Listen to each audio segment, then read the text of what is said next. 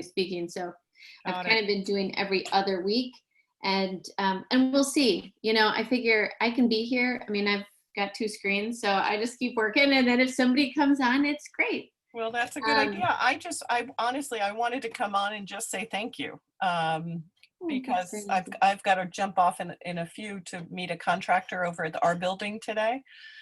And I wanted to check in and just say thank you. What a great resource this has been, Good. and it's been very, very helpful. I was very disappointed I couldn't help that woman at St. Luke's in New Yeah, Jersey. That just what a sad situation at the last minute. It sounded like it got very dark. So I don't I know know. where she had been the whole time. I wish if we had some time, I could have probably tried to do something on her, but Yeah, and I think that's a real challenge for me too, is by the time a lot of people reach out, it's too late, mm, to really to make things work because they've kind of let it go too far down that rabbit hole. But mm, um my whole plan for today was to ask people on here, what advice would you give yourself if you knew you were going to enter this back in the end of February? What would you say to yourself if you knew what you know now mm. as you prepared? Because let's say you had 3 weeks to prepare. um I'm not sure what I would do. That's a great question of which I'm not yeah, sure I have the mental capacity to answer. I know it's I don't either. When I Right, thought about it, it was like, I think overwhelmingly for me, it's, just be open to new ideas, right? right. Like don't push back on anything because you never know what tomorrow's going to bring. And so the whole idea of just being ready to pivot and make change, and um That's it, which is not what teachers are always used to doing, unfortunately. right. Right. And I think, a lot of seasoned teachers and directors, you Right, kind of think, hey, I've got this down now, right? Like right, I can make little tweaks that I want to make, but really it's a well-oiled machine and I know what's going on. And then right, things like this come up and you go, wait, right, wait, I can't do what I thought I was doing best. right, right. So, hi, Michelle. You're muted, but I can read lips now pretty well. I'm doing well. How are you? Put that on your resume now. There you go. Right, right. I'm really Want me good to lip talk? reader. Can you hear me There now? you are. Yep. There we go. Okay. It Yeah. does not want me to connect for some reason. I've been having a lot of problems with my iPad lately. Yeah. Technology is really giving the pushback, I think, these days. It is. It is. Yeah. Rightfully Stacy and I so. were. We've pushed it to its limits. Yep.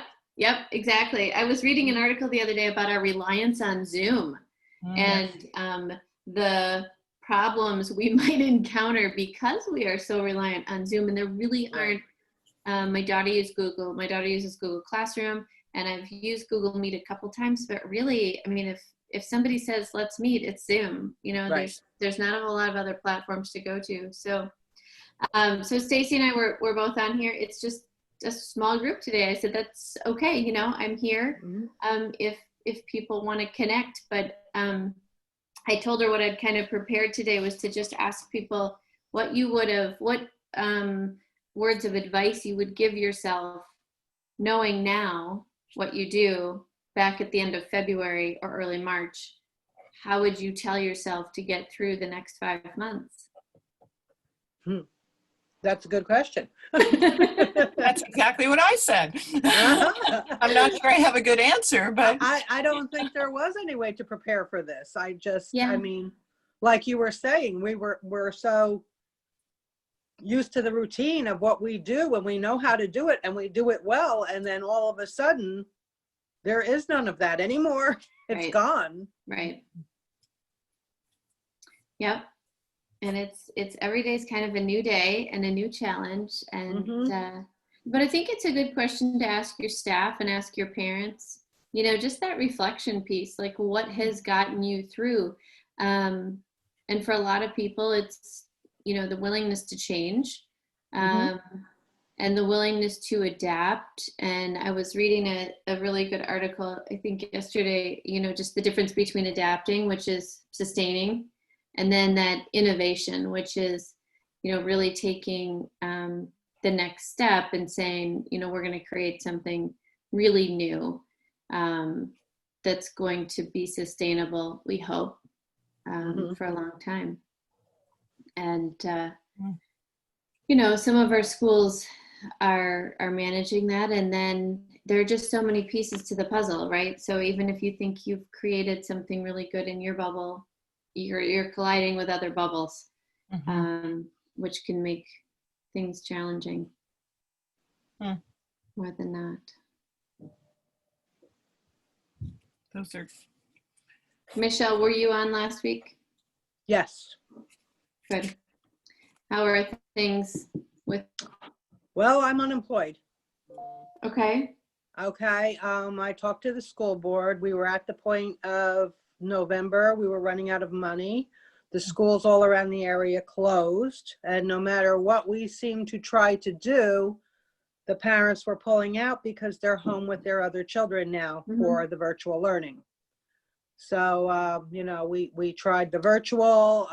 That didn't fly. They said it would be too hard with the preschoolers. We tried new advertising. And when we finally got down to 3 students left, and we hadn't even heard if they were pulling out or not yet, it would not pay a salary. So at that point, the school was going to close in November, no matter what I did. So I told them to furlough me, and the other schools are reassessing in Denellen on November, the Thanksgiving recess. And hopefully we'll be able to open. I have 8 that are willing to come back right now when the schools reopen. So, like I said, we tried changing and going with the, and we were doing okay. We would have been sustainable, but then everything crashed again. And it doesn't matter. It was like, it didn't matter what I tried or what I changed. The circumstances around the area just put us right back down again. So right. Yeah. And I think there are schools, and with that, with the idea that all of our schools at some point started from nothing, right? I mean, that's how we became schools and centers. Is we saw a need in our community and a need to fulfill or minister to that need. And so we created schools with our congregations. And so sometimes, we just have to accept that breath and sit in that silence and go, it's okay, because we will again rebuild and have a school. But I can only anticipate changes with your local public schools, and as they see the opportunity to go back, employers will start bringing some of their staff back. I mean, systemically in our society, we're going to see a lot more people working from home. But I will be the first to tell you that working from home and having a child learn from home is not ideal. I would love for her to go. No, it's not. And luckily I still have a college student who's at home for another month. And so they do go places. I'm on my phone going, please take her out of the house. She has a break. But as those, as we start to see what our future holds and what that new normal looks like, then we'll see more opportunity, and you'll be able to see your community's needs. That was the only way I could see, was if we did go out now, coming back when the other schools come back, the opportunity, or at least the chance, to bring our school back where we'll have enough to get us through June, hopefully have the new enrollment for next September, and then see a future for us. Otherwise, there was no future. So it was either do this now and, put myself out, or put the whole school down. And that I couldn't do that. I've been there 27 years. That's my heart and soul, Yeah. Yeah. Well, thank you for what you do and for sticking with it. It will serve to benefit your congregation and your students for sure. Hopefully. I mean, my children went through that program before I began working in it. The school's been there 35 years. I started 27 years ago when my youngest daughter went to kindergarten because they had all gone through the program. I've now had 5 of my grandchildren go through the program. So I have 5 more. So I'm waiting. Actually, I'm going to teach 2 of them while we're on break and see what happens. Yeah. Hopefully they'll be able to come back to school with us. So Good. mhm. Good. Welcome, ladies. It's kind of a little bit informal today because at first it was just Stacy and I, and so we were just chatting. You know, see, and people just keep popping on. That's great.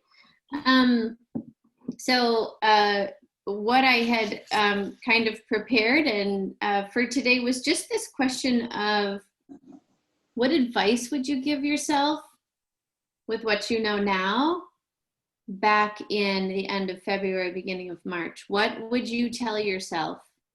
How, you know, if you needed to help yourself get through the next 5 months, knowing now, how would you give yourself advice? What advice would you give?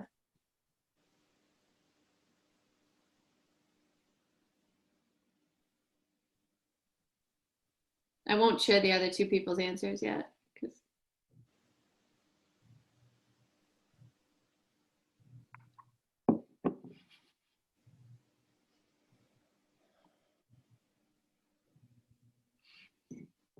It's a tough one. There's no right or wrong answer. I would probably tell myself that to have a lot of patience because this is going to go a long time. You know, at first it was like, oh, it's going to be 2 weeks. Mhm. And it was like, oh, it's going to be 12 weeks. No, it's going to be the end of the year. Okay, now it's the beginning of the year. What does that mean? I don't know. Yeah, I don't know. Although that probably would have depressed myself in March. So Mhm. maybe I would have just said, you're doing great. Everything you're doing is great. Don't second guess yourself. Right. Yeah, the old adage, you've got this. Yeah, you're doing Mhm. We can do hard things. We can do hard things. We can do this.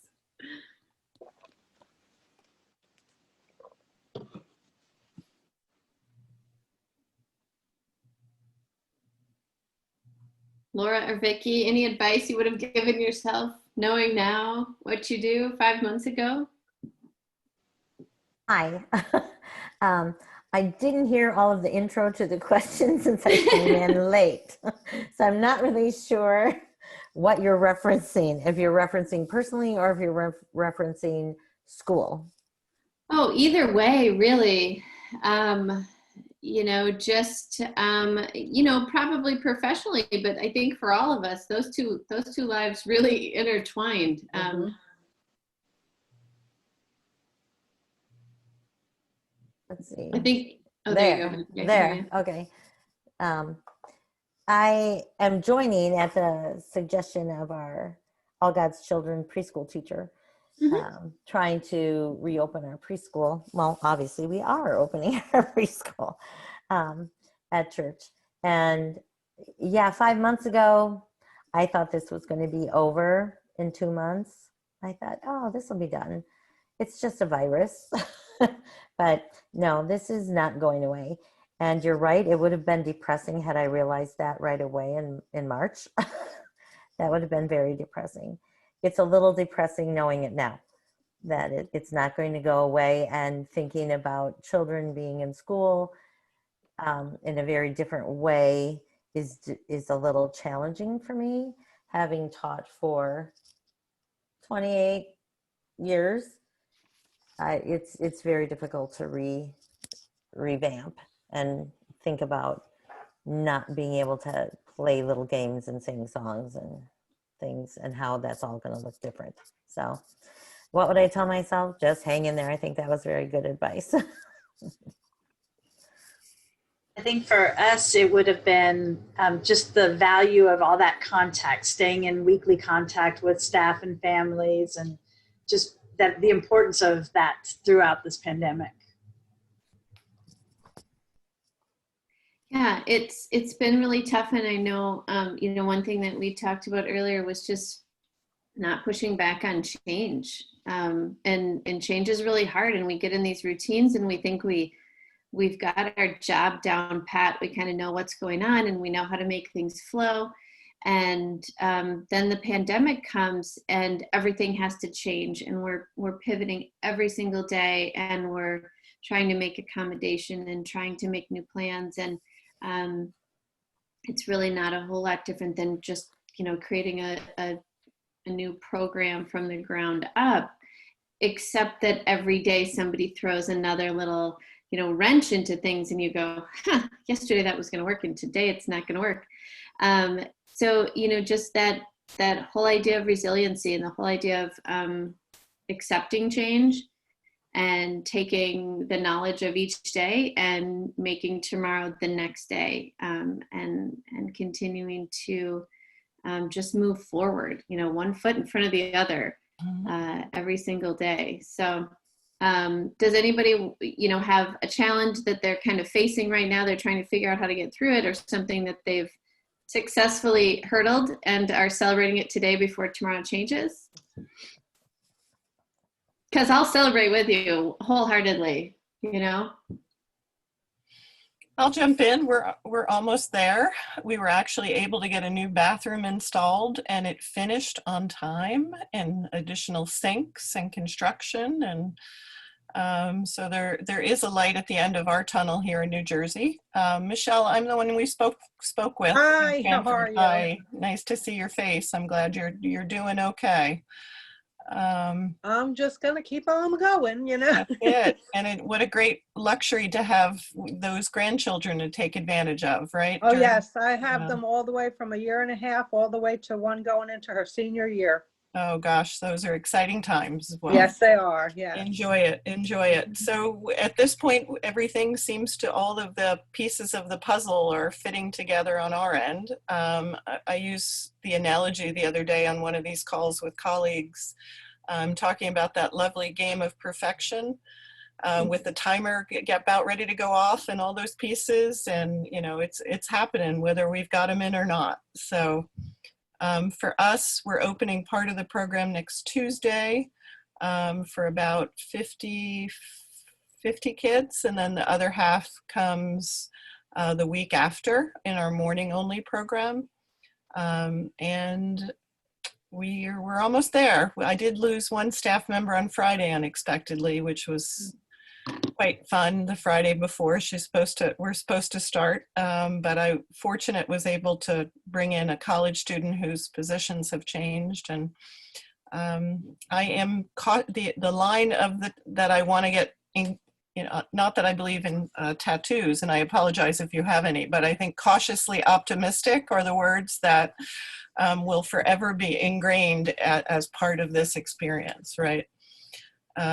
Friends of ours that are open now are encouraging and helpful, and so far have stayed healthy, knock on something. And this time next month we'll have more to share, I suppose. Corey, I don't know, keep it coming please, because you've been a great resource, and this team has been a great resource, and just seeing other states and people, and so thank you. Thank you, Stacy. That's really exciting. Tuesday, a week from today. Yep, you hear that timer in the game? Yep. Uh-huh. Yep, I do. It's going to get faster and faster, right? Yeah, that's right. And then everything's going to jump off the screen, right? Right. So we're and almost hopefully there. Everything that jumps is just hands in the air celebrating with Absolutely. you. I'm sure it'll be joy and bubbles of happiness. Yeah. So go ahead. Anybody else want to share anything that's challenging or a celebration of what's happening?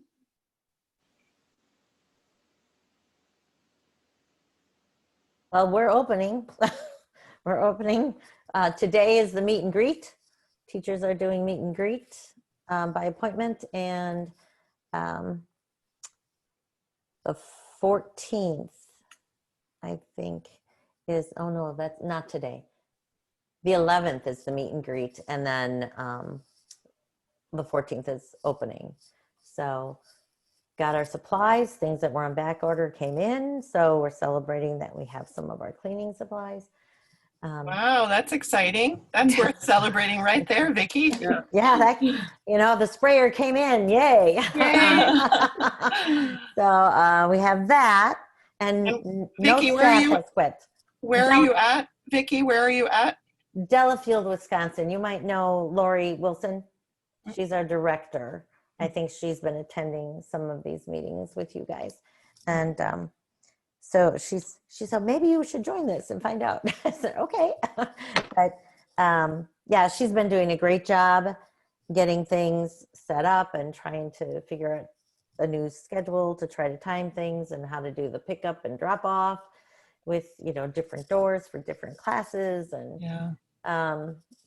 We've got our sanitizing stations up, and so we've got some of it in place. We have another week yet to try to finish the details. So that's How many kids do you have coming back? we did lose a few, so I think we have at least 50. I should double check the numbers with her. I'm not 100% on that, but we've had that many in the past. We just have a small preschool in the basement of our church that is connected to the local school district for the 4K program. So since the school district was opening, we needed to open. Yeah. So, church still isn't open, but the preschoolers will be there. And I think we dropped the 2-year-old program, and we just have the 3s, 4s, and 5s now. So yeah, so Lori was integral when I was working in Wisconsin. We looked at her site because Verona is one of the last cities in Wisconsin to get 4K.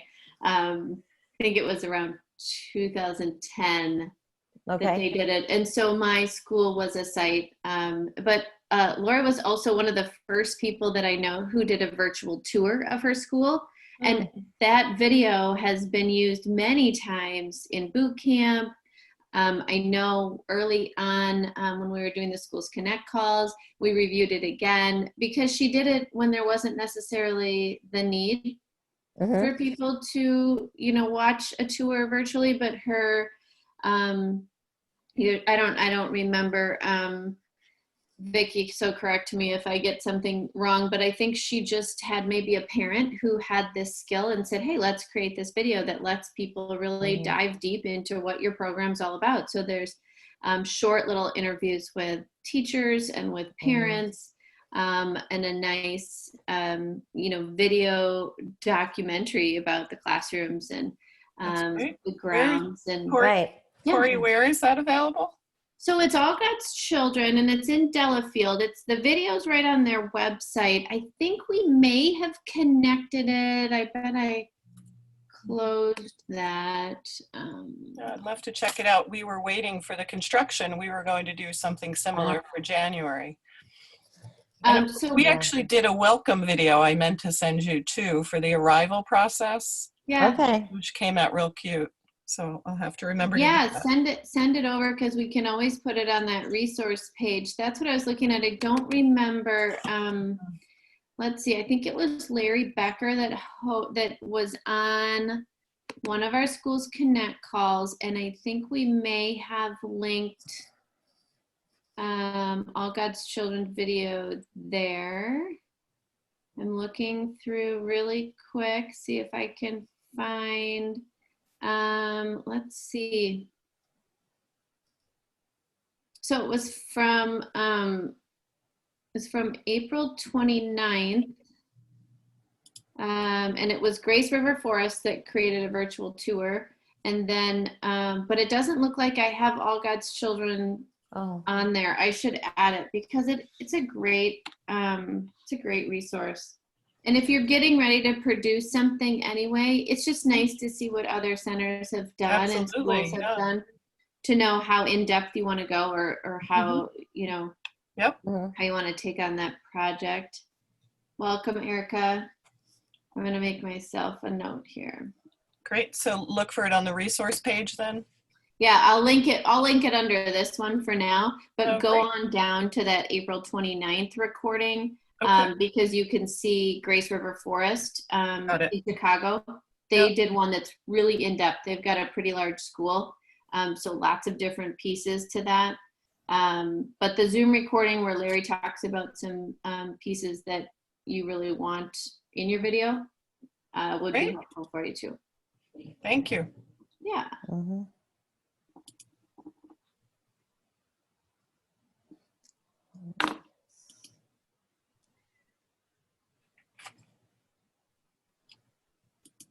Erica, should we put you on the spot and tell you what we've been doing?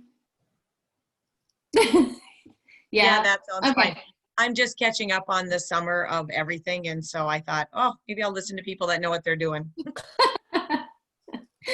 Well, everybody who knows what they're doing, raise their hand. Okay, super. Everybody who Well, pretends they know what they're doing, raise their hand. right. Don't you worry. We're all here with you, Erica. So we've been talking about a couple things. One is just what you're celebrating or what your challenges are today, because tomorrow they'll be very different. And then we kind of opened with this question of knowing what you do today, what advice would you give yourself, the past you of February and March, as you were entering the pandemic? What guidance would you give yourself to get through it? Not that we're through it, right? I'm really supposed to go now. Yeah. So you could pick any of those things. You could start with, a challenge or a celebration, and then we could move on to your advice. Yeah, no, we're opening. That's our celebration. Perfect. And we're opening at an okay number. And then challenges are I just want to put my head back in the sand. I really am happy when I don't answer phone calls or emails or anything. Mhm. And that's my biggest challenge. Like, holy cow. That's it. So just staying above water right now. And, but we're okay. Good. We're gonna Erica, where's your center? we are up north in Isani, Minnesota. Okay. And how many are you opening with, like, percentage to what you would have had a year ago? So we have a 3-day class and a 2-day class. We dropped our 2-day class because we just don't want to re-clean. We don't want to do it. They're younger. And so we have the luxury of dropping that class. And then we drop down to 20 students versus 30 Monday, Wednesday, Friday, because one of our staff is not willing to do this. So we dropped a staff, and then now we're okay. Mhm. Good. Erica, are they full day or morning only nursery or? We have a little bit of both. Out of the 20, we'll have 14 stay all day, and then the 6 head home at noon before lunch. So kind of a little bit of both, but they're all headed to kindergarten, so they're the bigger ones. And what's your head count mandated there? How many per class are you allowed? 10. Yeah, same in New Jersey. Yeah. My concern that I'm hearing is if those mandates change, which there's rumblings in New Jersey they may do. I hear that, but then I'm just reading these emails saying, do you want to expand your license care number? We'll do it with a click of a button. You can be birth through 12. Right. I'm like, no, thanks. Right. So Laura, what are they thinking about, or Stacy, sorry, what are they thinking about doing with numbers?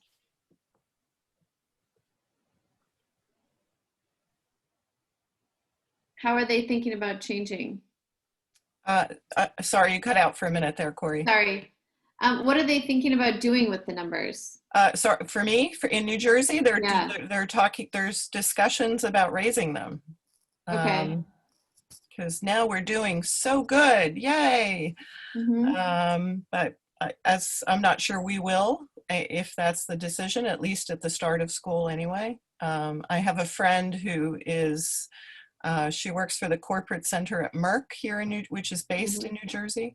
And she's been desperately trying to find out if, to accommodate some staff people, and if she can open or change. And they kind of keep saying to her, well, hang tight, because we'll be making some adjustments to our numbers. And it's just so frustrating trying to do all this. She's been open, though, for about a month or so, and has started with about 20 kids. And now I think she's up to 60 and adding more in next week. So Wow.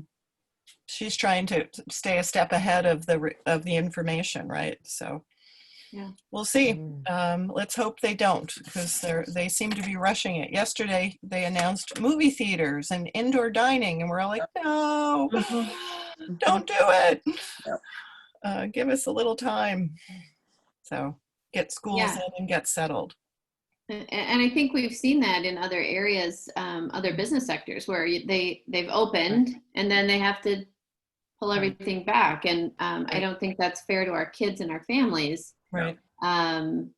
If they make those decisions early. And I know there are people who, really want to get back.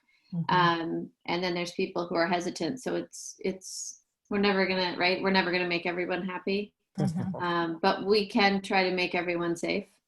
And I think that's the point that the policymakers need to really consider. How are you all keeping your staff supported?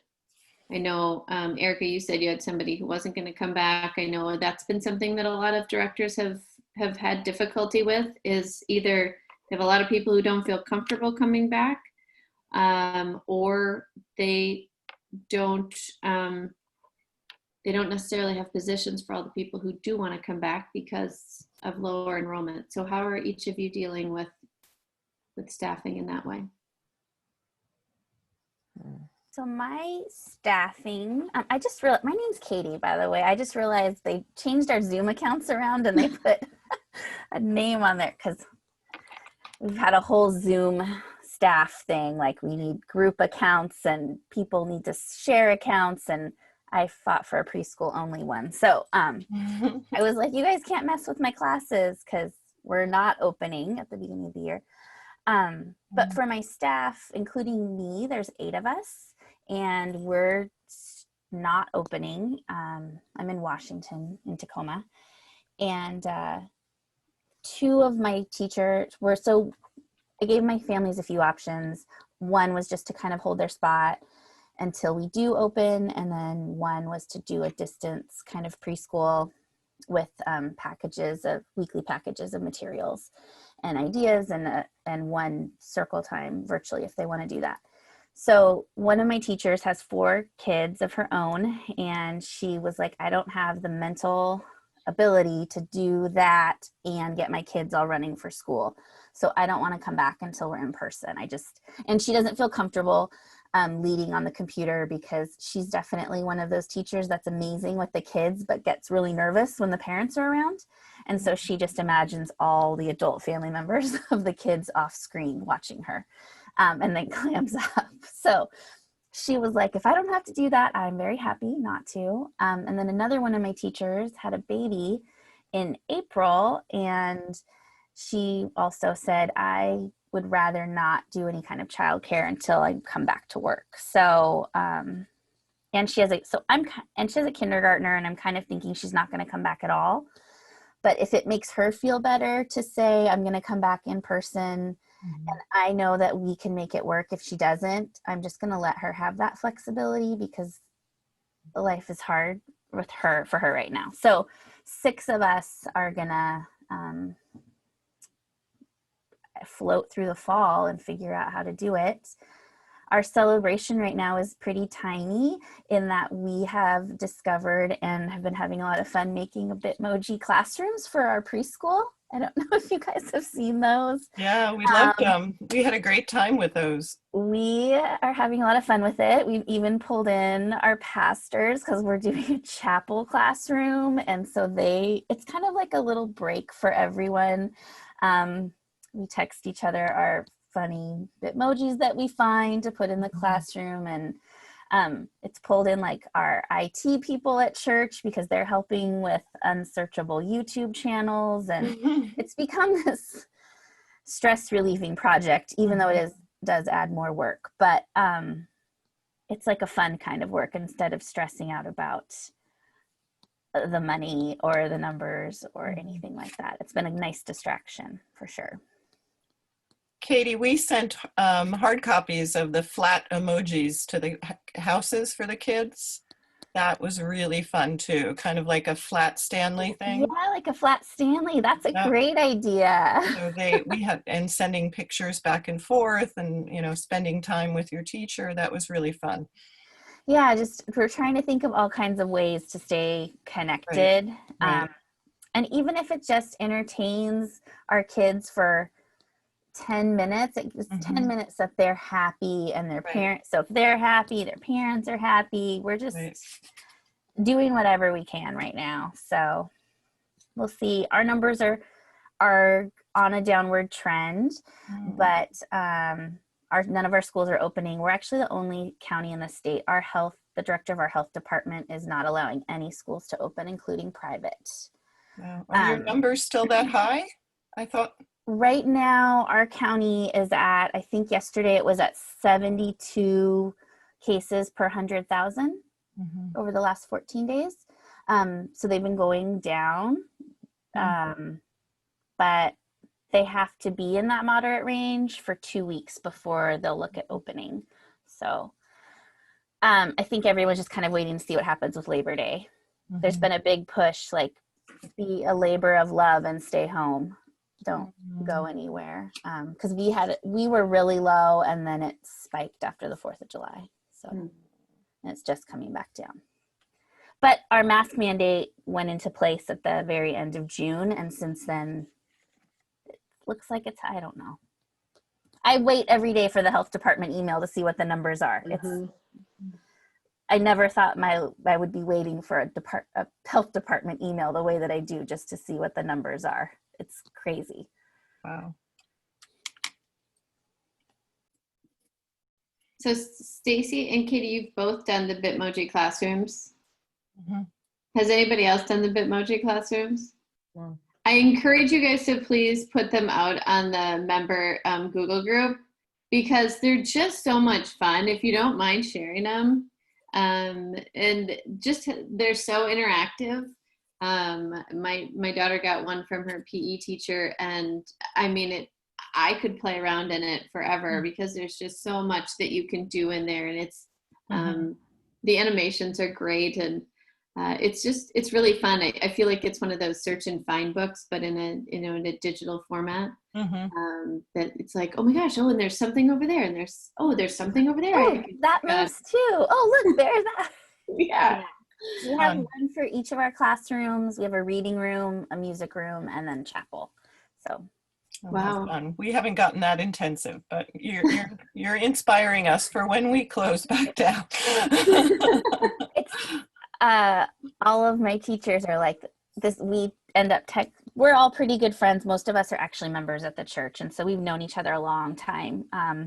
And so we end up texting each other pictures of this, after our kids go to bed. This is like what we're doing in the evenings. Right. Because we're making Bitmoji classrooms. So whatever we can do to get through, right? Right. It's definitely a positive outlet. I mean, just think of, how much you'll be able to use it. So I think it's wonderful.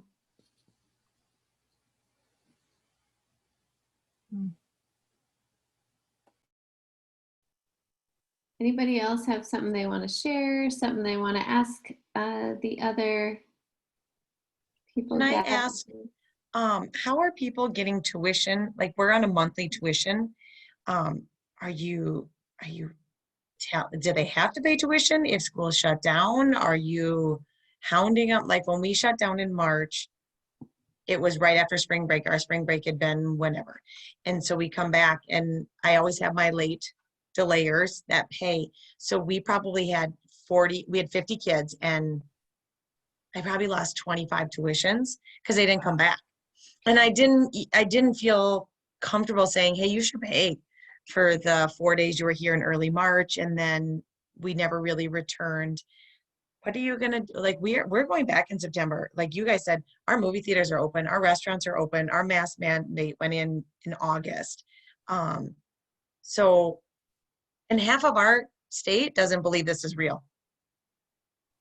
So we're just gonna move on from that. But are you going to demand tuition or request required tuition? Ours is due on the 1st.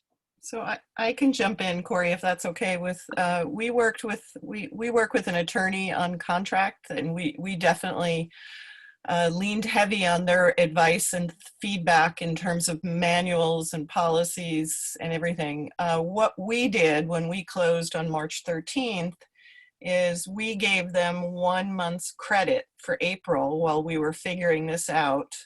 And then we made a suggestion, because we pivoted very quickly to virtual learning for all of our classes, that the suggestion was that they pay us 50% to be able to continue to pay our staff, because at that point we weren't certain what would happen if we applied for unemployment, even though they were saying it was an option to still get it, we weren't sure. We applied for the PPP loan and got it in May. And at that point, we were able to say to them, any tuition beyond 50% that you pay us to carry us through May and June. And then we made the decision to close for the summer in order to reorganize. We gave them a tax receipt back as a 501c3. So our parents were very generous, and we took in a lot of money that way, because a majority of our parents did not lose their jobs. They were just working from home, right? They pivoted, they knew they had budgeted for this. We had other folks that paid us that even above that, just because they were graduating out, or, and then this go round, the decision was, how will we handle this? Clearly, we can't do that again. So the recommendation from our attorney early in the game was to change our enrollment tuition contract agreements to say, after a 10-day closure, that the expectation would be to guarantee 25% of tuition to hold your spot. So our board felt like that was a pretty fair across the board, knowing that we would then have to pivot to what we were doing for virtual. But what we have not done yet, and Katie, I was going to ask you, is we have not figured out what we're paying. If we go to virtual, 25% is not going to be enough. So how are we going to price that? Truly, we haven't, we thought we were going to have a little more time. New Jersey got us all nervous by making a lot of changes, which affected Michelle's school, certainly, by making some changes to their ability in New Jersey to choose to go virtual if in public school. And for us, I was part of the public school reopening committee, and I knew we were going, and we were just planning on following. And then about 2 weeks ago, the governor rocked our world here by putting that out there for public schools. And there's 180 districts in New Jersey that chose it. Basically saying, if I have the option and I don't feel it's safe, that we're just not going to open. So for us, the question's now going to be, if we go virtual, how will we handle tuition? We won't have the PPP loan to fall back on to continue to pay staff. And we haven't figured out that piece of the equation. So, but that 25%, our parents did not seem to question. We explained it, on a case-by-case piece going back. We went in deep with every piece of information and a reopening plan that we could possibly do. And the good news and bad news is they're coming back, right? So now we have to figure out, as Vicki said, get them in and out of the, drop off outside and managing all that, and staggered openings. And we're on a kind of an intersection of a busy corner in our downtown area. And yesterday there was a traffic accident where a tractor trailer took out the traffic light there. So all of the things that we had planned for next week, I'm like, okay, this is a test. That's fine. We could do this. But that tuition piece is interesting. Katie, did you set your virtual? Do you have So what we did was we said if you do the virtual, we're calling it option 1, distance preschool, it's 50% tuition. So our tuition rates aren't exceptionally high for pre-K. Our pre-K is 4 days a week, 4 mornings a week, and it's $295 a month. Oh my. So we Very right. don't have to pay, we are lucky we don't have to pay anything to our church. They really see us as a ministry, so they pay a lot of our overhead. So basically my tuition is to cover my teachers, my salary, and my salary and my teachers' wages. So we're doing 50% tuition, and then our other classes are slightly lower. We have a 2s and 3s and a 3s and 4s class. But that being said, that still isn't really going to cover the cost of paying my teachers and myself. We're going to have to dip down into our savings, and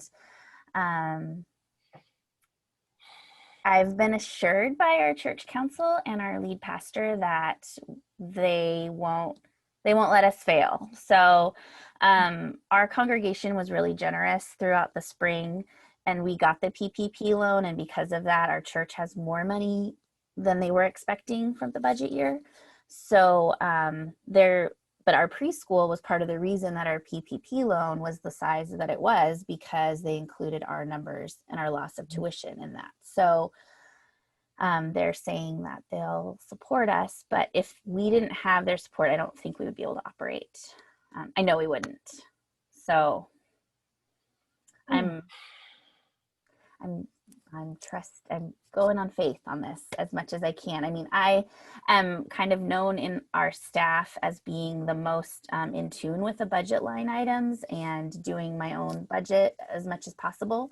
And so to not be able, we were actually just talking about my budget the other day, and I was like, well, it's like fantasy land, because the budget I put together is not, it doesn't in any way resemble anything we're actually doing. I mean, when my board voted on it, I'm like, these are beautiful numbers, but this is not anywhere near what it's going to be. So I'm depending on, we run all of our money through our office and the bookkeeper. And so I'm just depending on their weekly or the monthly treasury reports to see where I'm at, because that's what I'm going to base things off of. But I would echo what you said, though. Families were very generous last spring. And I maybe err on the side of too much communication. If that's possible, I'm very, very transparent with our families. And if I don't know, I tell them I don't know. And if we're struggling, I just tell them that. Not that I'm doom and gloom, but I don't overly paint a positive picture about things, because I just feel like people appreciate when you're real with them. And I just think, well, if this were coming from my child's school, what would I want to hear? Would I want to hear the real deal, or would I want to hear it's going to be fine, we're going to make it through? Which I am saying that, but I am also saying, we have to pay our teachers, and if we're going to stay open, we have to have enrollment to do that. So. I think it's really important. I mean, I think, Katie, your relationship with your school and your church relationship together is a model for others to look to, because that kind of relationship says, when things are down for me, you're going to lift me up. And when things are down for you, we're going to lift you up. And you have so much transparency in that relationship that really creates a healthy environment there. And I think you're right that transparency with parents is so important. There are numerous schools who have asked families, no matter what version of distance or virtual learning they're doing, have just said to families, if you are able, please continue to pay tuition, and whether a portion of it does go to kind of some online or remote learning and some as a donation, they've been very receptive to saying, those, please know that this portion is a donation, and we are happy to give you a receipt for that donation. And it just gives families that extra assurance that, I know that what I'm doing is for the health and well-being of the school that I've obviously entrusted with my child's, formative years of education. So it is something, Erica, that a lot of people are doing, is to basically say, we're asking you, if we're not able to be face to face, we're still asking you to make payments, and this is kind of what it looks like, depending on face to face or virtual. When you guys talked about like doing I can't even think, the donation, you know, like a 501c3, which we are. Do you write it out to businesses? So like we had some families that were business owners and they just said, we'd like to cut you a check for whatever amount. Do you send them? I mean, we sent the thank yous and all that good stuff, but we're tiny. And so what I do, I take care of everything. So do I send them a receipt or I don't know, I sent a thank you. No, so it's really easy to do, Erica. All you have to do, yes, you should send them kind of a receipt, but it can be part of that letter. You can say, thank you so much for your generous donation of this amount. And here's our tax information for you to be able to record this as a donation. And so just make that as part of your, your form letter. Because Yeah, yeah, I that have was our tax ID underneath my signature line. Yeah. So in it, I say like, thank you for your donation of X amount on this day. And then so they can put that with like a tax document. And then I also include just a handwritten thank you note. Yeah. That's less form lettery. But we also, that reminded me, I'm not with any of this and we're actually not doing it this year. But last year, I got the idea last spring, in 2019, from somebody in the group to do a preschool partners like fundraiser with our congregation. And so last September I did that, and I just talked about our preschool and the importance of early childhood education. And then church members could donate, and in their checks that when they gave to the church, they could put preschool partners, and then all that money came directly to the preschool. And that helped a lot with our scholarships. But there's a lot in our congregation. There's a lot of grandparents. There's a lot of retired teachers. I mean, people care a lot about education who you might not think to ask. And so if that's something that your council is okay with, I know we went through them to make sure we weren't making an ask, that was going against other, we didn't do it like the same month as the craft bazaar or something. But that, we actually raised a lot of money for scholarships that way. And I thought the branding of calling it a preschool partner was a really good idea. And I actually borrowed the letter that someone had posted. It was back when we had the Yahoo group. And but that was a really great idea that we borrowed from another director that helped us a lot. A lot of directors are hesitant to ask their congregation members for funding. And really, if you don't ask, you'll get nothing most of the time. And if you do ask, you're likely to get much more than you thought. A lot of congregational members, grandparents especially, they need a reason. They know there's that ministry over there, but they're not engaged. And so if you or someone from your staff gets up and just says, this is what we're doing, again, just sharing your story, the struggles and the celebrations, and say this, we really need help funding for this reason, they're very willing to open, their little pocketbooks. But they don't if they don't feel that connection and have some sort of relationship. I think making the ask is the hardest part. It's awkward talking about money and making the ask, but if you can do that, I think that people are willing to give. So when we did it, it was in a different time. It feels like a different world because we were able to do a slideshow during our service. It was during offering, and there was pictures of our preschool, and a lot of our members had never even walked through our preschool space. They just don't enter the church that way. So, but I think even now you could do something like that. And you would definitely want the support of your pastor though, and your council. That's a great idea.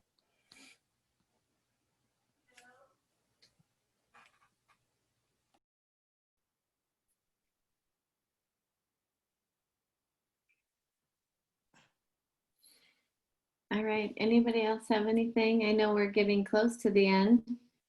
Oh, good. Katie's giving us the okay. No, just kidding. Sorry. I thought she was talking to I somebody have like a big glass window, and our finance director just came downstairs to tell me the elevator control guys were going to come down. So dancing for you I thought guys. it was great. It worked right in. You're just like, okay, Corey, yep, you're right. We're running at the end of our time. Super. I'm down here downstairs. No one ever knows I'm here unless they come down here. So they always announce themselves very loudly. That's cute. Well, thank you all for being here. I really appreciate it. Thank you. And I'm glad you can be here, and I will be here every week at this time. And next week, I think we have somebody from Seesaw. Are any of you using Seesaw? It is quite widely used as a platform for schools. They do have a free version, which I wasn't even aware of.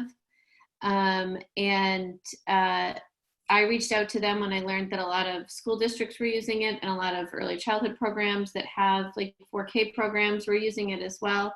And I learned that they had a free version. So one of their reps is going to come on and just talk a little bit about what you can do with Seesaw at the free level, and then what integrations they have if it's something that you decide to jump into later. I always tell them I don't really want it to be a sales presentation, but I want people to be able to come on and really get a good look at software without feeling like, you know, I now have a relationship with a rep, which we're all like, I don't need it, right? Erica knows this too. She said it earlier, I don't want any more emails. Don't call me on the phone. Like, I'll reach out to you. So he'll share a little bit of information, and then I'm sure I'll have a little demo, and then we should have some time for just open discussion at the end of that as well. And then what I'm trying to do is every other week, it really doesn't have a topic.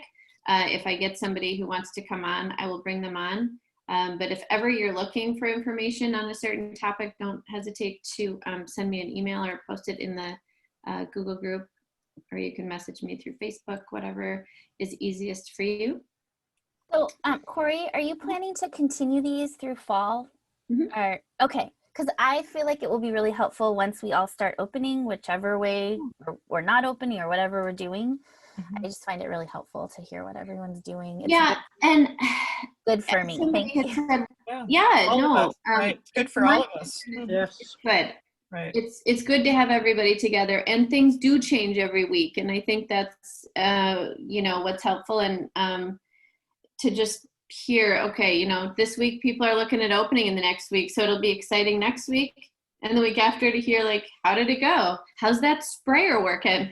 But yes, we will continue. I'm gonna just keep it at the same time. I'll try to throw some other things in at different times, but the other thing is there's so much you can do online. I mean, I could give you probably 6 webinars every day you could attend with the time, but what's really important is that we have this community together. You can go find professional development, and I post some stuff that I see, and I'll continue to do that, but we'll stick with one time. Hopefully people can watch the recordings if they can't be here. I don't get to call them out, you know, like I did to each of you today, but that's okay. They get off easy. So I just have a short prayer and then we'll close, and I wish you all the best for this week. So if you will all pray with me. Heavenly Father, as we come to the end of our time together, we thank you for what we have discussed here today. May the matters discussed serve as a catalyst to move us forward and cause us to advance and see growth in all areas of our lives. May we leave here recognizing you are the God of all wisdom, and you are willing to lead us forward. This we pray in your name. Amen. Amen. Forward it is. Thank you. Good luck, Bye, everybody. Bye. Thank you, Corey. Good luck. Press on.